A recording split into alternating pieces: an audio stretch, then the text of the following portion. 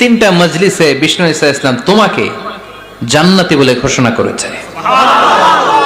তাই আমি জানার জন্য এসেছি তুমি এমন কি আমল করো যে কারণে বিশ্বনবী ঘোষণা দিলেন যে তুমি জান্নাতি।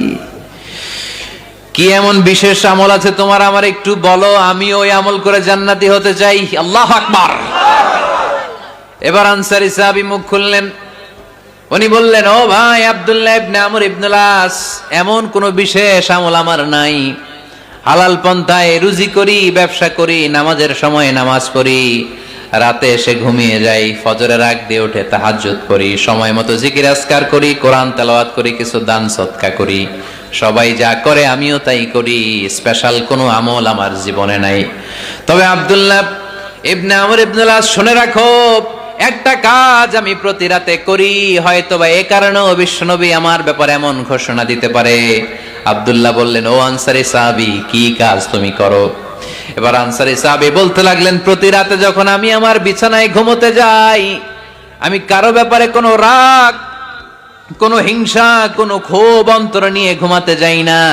ওই দিন যার সাথে যা হয়েছে সবাই রে মাফ করে দিয়ে মিটমাট করে একটা প্রশান্ত অন্তর নিয়ে আমি বিছানায় ঘুমাতে যাই।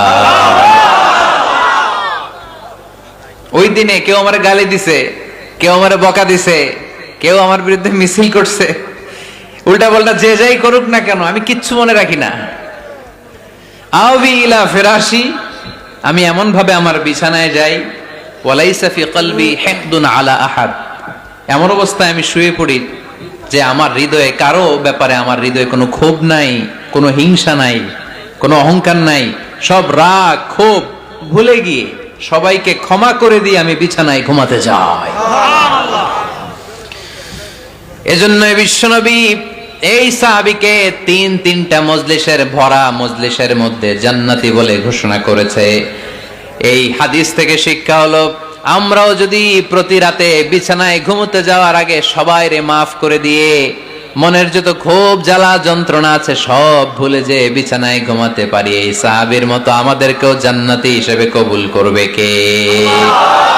পারবেন আজকে থেকে? ইনশাআল্লাহ।